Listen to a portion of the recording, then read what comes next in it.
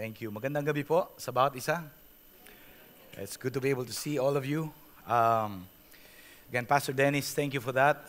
Thank you so much, Pastor Joey, Pastor Paolo, just for the opportunity to be able to address para mapag-usapan natin yung bansa natin ngayong gabi. And most of you understand that this is our night that we pray for our nation together. Okay. Sabay-sabay natin ipapag-pray yung bansa natin. Now, when I think about, konting backgrounder lang po, no? At yung binanggit kanina ni Pastor Dennis, I started out when I was in high school here in Victory. Victory University Belt pa noon. So that was where I got saved. Then after serving there for around 5 or 6 years, after I graduated from college, doon naman nagsimula yung Victory Taft, which was near my alma mater. And my wife and I served there for a season, I think for around 5 years. Then, pagkatapos po naming mag-asawa, pagkatapos po namin ikinasal, this is my family, by the way. That would be my wife, Let. She was my classmate in college. Pagkatapos namin ikasal, we went to Naga City to help plant a church. Tapos nung nandun kami, we were recalled after less than a year to be able to help pastor the church in Victory, Imus. Yun na po yung binanggit kanina ni Pastor Dennis. That's where we've been pastoring for the past 12 years. And pastoring in the provinces is an interesting thing. You know, you get to see the Philippines outside of Metro Manila and what it's really like out there. At tayo po, bilang mga Pinoy, there's a reason why we were called, we became Filipinos. There's a reason why. May malaking dahilan ng Diyos kung bakit ginawa ka niyang Pinoy, kung bakit yung ilong mo hindi masyadong matangos, kung bakit yung pasaporte mo pang Pilipinas. May dahilan, okay? May dahilan. And it's something that we would like to discover together this evening. I currently serve as leading a team, this team of pastors from all over the provinces, all the way from Victory Baguio hanggang Victory Zamboanga, to be able to oversee around 72 churches, provincial churches all over the Philippines, outside of Metro Manila, that is. So, ngayon na nagkakilala na tayo ng konti, let's now talk about, our theme this season of fasting, which is Dare to Believe. Pag pinag-usapan po yung idea ng dare to believe, we're talking about an audacious kind of faith. Isang klase ng pananalig na medyo astigin. Isang klase ng pananalig na medyo makapal ang mukha. Okay, in a sense, you would be bold, you would be daring, you would be fearless, you would be courageous. It's a kind of faith that believes God for bigger things and greater things. Now, since we're gonna pray for the Philippines this evening, ito po yung isang napansin ko. Wala akong masyadong desire lagi na mag-pray para sa Pilipinas. Hindi ko alam kung ganun ka rin ba. Left to myself, in and of myself, I usually don't pray beyond my needs. But this is an invitation that God gives us tonight because there's a reason why. There's a reason why He made us Filipinos, and there's a reason why there's a purpose that He has for the Philippines as a nation. Kapag titingnan mo yung bansa natin, medyo madidismaya ka talaga. In many ways, things are getting worse. Yung traffic, parang nung 5 years ago, hindi ganun. Parang bakit ganun? Bakit padami ng yung klase ng progress that we experience here in the Philippines, it seems to be that marami ring bagay na napag-iiwanan. Pag tinignan mo yung poverty level ng mga tao, palala pa rin ang palala. Unemployment rate is still up there. Tapos ang dami ng mga iba-iba pang administrasyon na nag-asikaso, and yet you look at the Philippines and still you realize it's not really getting better. There are areas of the nation that we're getting better at, pero most of it, I think, it's dismal. Now, kapag ganyan ang iyong pananaw sa bansa natin, mahirapan ka rin talaga mag-pray. Because part of praying is faith and hope. Part of what fuels us to pray for our nation is faith and hope. Knowing that the Philippines is gonna get better. Knowing that God has a plan and a purpose for our nation together. In fact, I wanna start with the word this evening in Isaiah chapter 9. This is really very familiar. Binasa po natin nitong nakaraang Disyembre. It says there in Isaiah chapter 9 verse 6, "For to us a child is born, to us a son is given, and the government shall be upon his shoulder." Now, lest you think this is part 5 of the Unboxed series, the next verse tells us, "Of the increase of his government and of peace, there will be no end." When I read that passage, I begin to have hope for the Philippines. I begin to realize that, Lord, you do hold our nation. You do govern this nation. You're currently at work in our nation, and we will live to see the day that this nation will turn around. Of the increase of his government and peace, there will be no end. And further says, "On the throne of David and over his kingdom, to establish it and to uphold it with justice and with righteousness from this time forth and forevermore." Around 5 years ago, 5 or 6 years ago, Pastor Steve, when we celebrated our 25th anniversary as a movement in the Araneta Coliseum, asked this interesting question. Sabi niya, what happens after honoring God and making disciples? What happens pagkatapos mong gawin paulit-ulit na i-honor si Lord and continue to reach out, bring the gospel to your families and to people? What happens after that? And he made this interesting statement. It's about time to disciple the nation.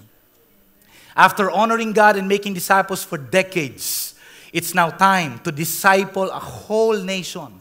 What does that look like? We're gonna try to answer these two questions po ngayong gabi. Yung isa, what does it mean? Ano bang ibig sabihin pag sinabing, you would want to be able to disciple a nation? And finally, what does it look like when a nation has already been discipled? Ano bang itsura ng isang bansa? At posible nga kaya yan na mangyari sa Pilipinas. Alam mo, bawat isa sa atin, there's a nationalism, there's a certain level of patriotism and nationalism in you. Yun ang dahilan kung bakit na-interest ka sa General Luna pagkatapos mong panoorin. Yun ang nararamdaman mo pag kinakanta mo yung bayan ko. Yun yung naramdaman natin kanina nung nagsasalita rito si Juan. Okay? Kung Juan nga ba ang pangalan niya. No? Pero that's something that you feel. Every time, there's a collective national identity that we adhere to. That's something that you felt, for those of you who've lived long enough, when you participated in the EDSA Revolution. Yun yung nararamdaman mo pag nananalo si Pacquiao. Yun ang nararamdaman mo pag tuloy-tuloy ang panalo ng Gilas Pilipinas. So the idea that you feel something, you have a burden for the nation, it's not as much. And you have other things that you're attending to. Marami ka pang iba pang iniisip, much less pray for the Philippines. But we would like to propose tonight that if you would understand that indeed that God has a destiny for this nation, then you would begin to grow in your faith and hope and burden para po sa bansa natin. Let's go to another passage. This one is in Isaiah 2. Yung pong Isaiah, when the prophet Isaiah began to prophesy, he spoke to a nation in distress. A nation in distress. At that particular time, the nation of Israel was in chaos. Yung klase ng glory days nila nung panahon ni David, nung panahon ni Solomon, wala na nun masyado. Yung mga sumunod na hari na naging leader ng Israel, they made things even worse. And Isaiah spoke into that situation and had this to say. Sabi niya in chapter 2, verse 2, it shall come to pass in the latter days. So, sabi niya, later on pa, okay, hindi pa ngayon.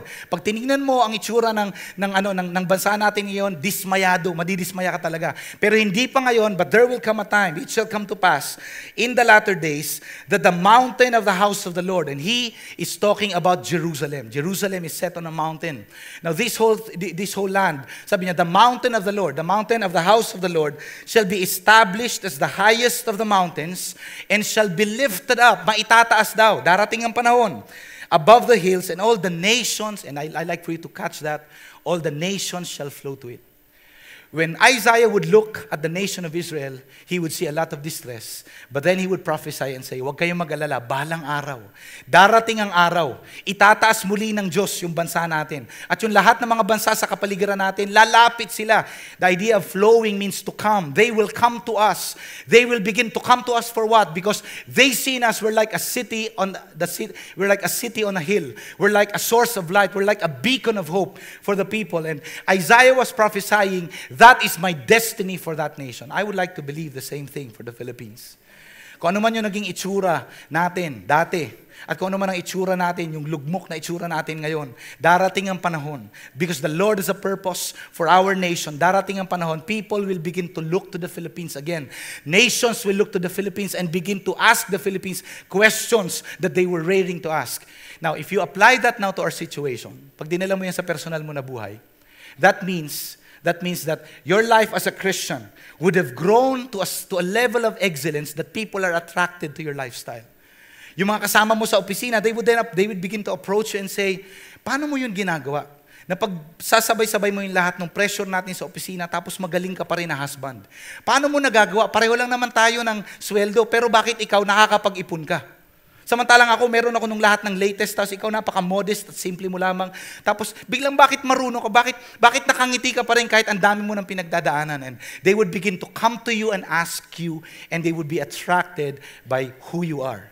The Philippines, I'm praying for that day, believing for that day. What does it look like when we say we want to disciple this nation? The day will come that the nation, the Philippines, will begin to look to you They will come to you and seek answers.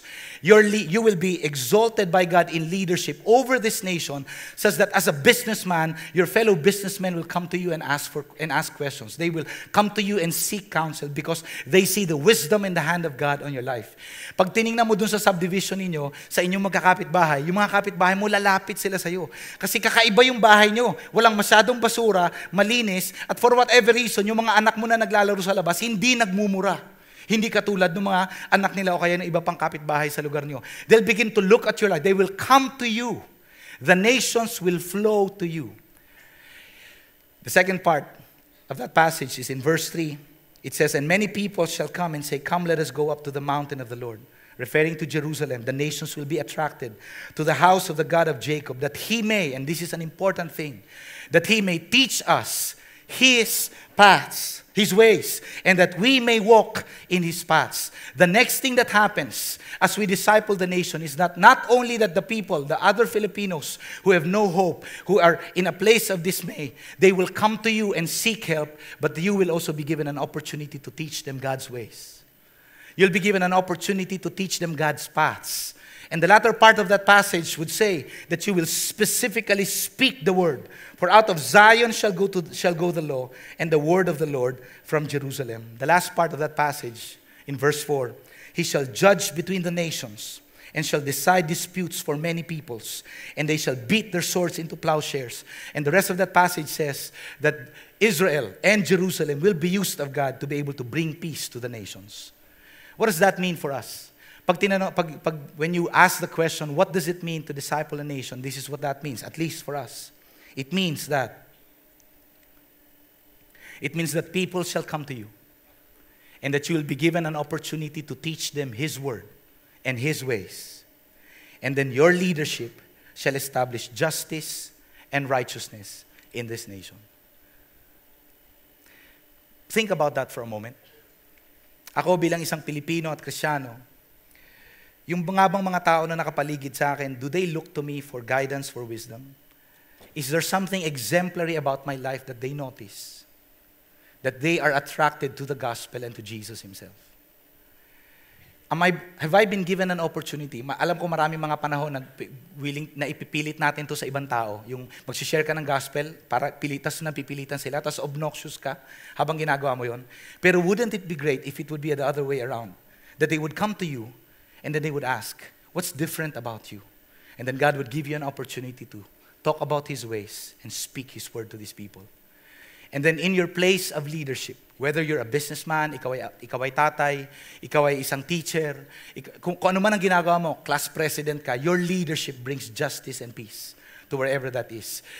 If God is able to raise a generation like that of Filipino leaders who would begin to rise up in the different facets of society, who would lead in the areas of academia, in government, in business, in the communities, who would begin to espouse such an excellent Christian lifestyle, and who would be very wise in the way they would speak to people, and the people around them, the people they lead, would be so attracted, this nation can and will turn around. Alam po ninyo, yung parating na to na eleksyon, pag inisip mo, no? Totoo naman maganda, dapat talagang pumili ng tamang leader. Kaya lang nakakalungkot kapag yung mga presidensya boss natin gusto magsampalan, di ba? Parang pag inisip mo, ito ba talaga yung mga leader na meron kami? Pero ito yan, whoever would sit there, kahit na sino pa man ang sunod natin maging presidente later this year, it will never thwart the plans of God for our nation. God will continue his plans and his purposes. You know why? You know why? Because God's got you. God has got you, a normal Filipino Christian who would rise up in leadership and begin to extend his influence and his kingdom in the places where you are, in your own world. When you go home to your family, you go back to your school, when you work when you go to your workplace, when you lead your business, when you lead as someone with a greater level of influence, whatever that area might be, if it begin to lead such that it would bring justice and peace and righteousness in that area, and the people will be so attracted to your leadership and to your lifestyle, says that God would give you the opportunity to teach them his ways and his word. Quick example of this. This is a victory group I used to lead last 2014, nung nandun pa po ako sa Cavite. Ito pong victory group na ito ay interesting kasi it only lasted for 6 months. It was quite special. Tapos grinu po namin yung ilan dun sa mga influential people in the church. We had in that around 20 couples in that group. We had a judge, we had 2 or 3 contractors, we had the vice chancellor of De La Salle University Dasmariñas, we had the captain of a police station in Pasay. We had several other guys. We had a country manager of a multinational. So pinagsama-sama na. Let me tell you a few of their stories and hopefully you'll begin to see and get inspired. Let me introduce you. This guy is Vic and Mayan. Okay, mag-asawa ito. Na-encounter namin sila around 2:07, I think. Nagbabasa ako dun sa kanilang franchise na stall. Parang sort of yung food cart or something like that.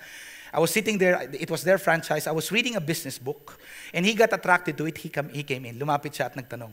Now in the process of 2 years, I got an opportunity to engage him and eventually he came to church, he got saved. Now he owns a customs brokerage. Now, when you're in customs and you know the deal, di ba? Ang hirap talaga nun to be able to stand up for what's right. But then he began to clean up his records. Yung kanyang mga kliyente na mga shady deals at mga naghahanap ng dummy companies, yung mga ganyan, sinimulan niya ng i-ease out. Binigyan niya ng pagkakataon na 1 to 2 years to ease out of his service. Tapos ito yung nakita niya, talagang sobrang bumaba yung kanyang mismong sales at yung kanyang profit at the end of the year. But God redeemed it. After 2 years of doing that, yung kanyang mga existing na kliyente na gusto ng malinis na pamamalakad at malinis na kadil, they began to increase the business that they gave to him. For example, one particular company, a computer company, dati ang pinapadala lang through him was just batteries. Ngayon, buong laptop na. Parang dumating sa punto na nag-expand. Tapos, one particular client would even tell him, pwede bang ikaw na rin na mag-asikaso ng forwarding ko? Wala po akong truck pa. Ganun ba? Magkano bang isang truck? Mga 4 na milyon. Ito, I give you a check, 4 million. That's for you. It's a gift from me. Okay, so that you can begin to expand your business in that way. Hindi pa yung nagtapos doon. Yung dalawa niya pang kliyente na ganun din, binigyan din siya ng tig-isang truck. So dumating sa punto, may binigay sa kanyang 3 truck just for them, just because they want him to be the one to carry their business along. Ang problema niya ngayon, wala siyang mapagparkan. Okay. This next guy, this next couple, her name is Janice, yan pong babae. This is Adele and Janice. Janice is a judge. She's a very young judge, 33 years old.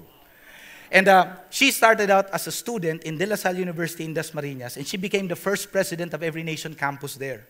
After she graduated, she pursued law. Nagpatuloy siya dun sa kanyang ginagawa na yun, and she had such a vision for the nation and such a leadership that at such an early age, God already promoted her to become a judge. And aside from her yung kanyang judge na role sa Tagkawayan, Quezon, she also became the acting OIC judge ng Silang Cavite. At dumating sa punto na yung mga lawyers around, so sinabi sa kanya, Judge, medyo wag ka hinay-hinay ka lang dun sa pagdidispose mo ng mga kaso. Kasi baka mawalan kami ng trabaho. Because, after many years, you would be able to dispose of 20 cases, give a verdict on at least 20 cases every single day, na bumilis ng husto at biglang yung backlog nila ng 5 years na paiksi ng husto. These are the kind of people that are making an impact, however small it may be. And finally, one final story. This is Drexel and Vic Marie Camacho. Drexel and Vic Marie are both chemistry majors. They got their doctorate in Japan. They lived in the US for a time. This guy was awarded an outstanding young scientist of the Philippines. Okay, pag below 35 ka pa, he holds a patent with his mentor for a certain type of biodegradable plastic in the US. But now they went back to the Philippines because they wanted to serve this nation. And today he teaches. He's one of our professors in De La Salle in Taft, and their team is working on a type of renewable energy, yung solar energy, solar cells, na makakapagbigay ng yield na at least 5 times more than what we regularly have now. When you think of those things, these are just small ways that they are able to contribute. But you would see that their leadership would grow to that place such that they begin to make an impact in and around them. Discipling a nation. What does it look like? When we have discipled the nation, what does it look like? We'll go back to Isaiah chapter 9 in verse 7. It says, of the increase of his government and of peace, there will be no end. On the throne of David and over his kingdom, to establish it and to uphold it with justice and righteousness. What does a nation that has been discipled look like? You would see God's government there. A government based solidly on the Word of God and on the principles of His Word. You would see God's peace prevail on the nation. You would see justice and righteousness prevalent among the people. You would see that kind of change happen. When you begin to think of the Philippines like this, when you dream of the Philippines like this, it begins to inspire your prayers. Masarap mag-pray kasi alam mo may kapupuntahan, yung pinapanalangin mo. Masarap mag-pray kasi alam mo, Lord, darating ang panahon, magiging ganito rin kami. My wife and I were both physical therapists by profession, and we had opportunities to go to the States in the past. In fact, nito lang pong New Year, nung naglilinis kami ng mga gamit namin, yung New Year cleaning, nakita namin yung pareho namin dalawang what do you call that? A contract with our employer in the States. Kasi pareho kaming dapat papunta na sa US ng 98, pero hindi kami pareho tumuloy for different reasons. Ako, because God interrupted me to go to the ministry. But then I look back at that, I never regretted that decision, not even a bit. Because I realized, Lord, I will see with my own two eyes how this nation will change. And this generation, if we will do our part, this generation will be able to pass on a better Philippines to our children. When you think about this, okay, I know there's a burden is growing in your heart and you're thinking, God, could you really do it? Could you really do it? Well, the Lord Himself is zealous to do it. The zeal of the Lord of hosts Himself will do it. Can I ask you just by way of application to bring out your cell phones? Just a quick application, and then after this we'll pray. Go to the calendar of your phone. Pick any day of this week. Any day of this week. No. Start an appointment. An appointment. Oh, don't worry. You can delete this later. Just an exercise, okay? Put an appointment, 12 noon, any day this week. Any day. 12 noon. Just for 5 minutes. 5 minutes. Then after you write it down, you write down this title, Pray for the Philippines. Pray for the Philippines for 5 minutes, noontime, one of these days of this week. And then click repeat. Click repeat every week. And then save. If you want to delete this later, no problem. But this is a simple encouragement. If we would all here spend 5 minutes, even just every week, to pray for our nation and begin to believe God for greater things in our nation, that would be the seedbed of the transformation and the change that God desires to do. What will we pray for? I'm going to ask you now to stand up. Stand up. Every one of us. As you pray for this nation, just 2 things. Dalawang bagay lang. Hopefully maalala mo to. Madali itong maalala. Una, repent. Repent on behalf of the sin of this nation. Repent of our idolatry. Repent of our pride. Repent of our immorality. Stand on behalf of this nation and say, God, you're looking for a man who would stand in the gap. Let me be that man. God, I want to pray for this nation. Lord, I don't feel like praying for the Philippines. I don't even have a burden for the Philippines. I have so many issues and problems to begin with. Pero Lord, I want to spend these 5 minutes. I want to repent on behalf of this nation. And secondly, bless. Speak a blessing. Speak the promises of God on this nation. Lord, I thank you because you're going to turn the Philippines around. Lord, I thank you because you are going to be the one to rise on behalf of our nation. In fact, why don't we do that right now? We'll repent, and then we'll bless the Philippines. Let me lead you. Lord, hinihingi nga po namin na kayo po ang maglagay ng kabigatan sa aming mga puso para po sa bansang Pilipinas. May dahilan kung bakit nyo kami ginawang Pilipino. May dahilan kung bakit kami nabubuhay sa henerasyon na to. Hinihiling po namin ngayon, Lord, we lend our hearts. Lord, binibigay namin ang aming mga puso sa inyo. Lord, so that you may use it to have a burden for this nation. Father, we open our hearts now. We pray, Lord, put a seed, a burden, a love, a desire for change for our nation. Lord, we stand in the gap now and ask for forgiveness. Lord, forgive us for the way that we have turned away from you as a nation. For the way that we have insulted you, mocked you, that we've been indifferent towards you, in the way that we have walked in idolatry. Lord, forgive us. God, forgive us for the way that we have tried to do things on our own. We ask, Lord, on behalf of this whole nation, forgive the land. Forgive us for our murders. Forgive us for our injustice. Forgive us for our oppression. Lord, would you forgive the land? Lord, forgive us for our self-centeredness. Forgive us for our self-ambition. Lord, forgive us for the way that we have used this nation only for our purposes. Lord, would you forgive the land? And now as you forgive us, Lord, we speak a blessing on this nation.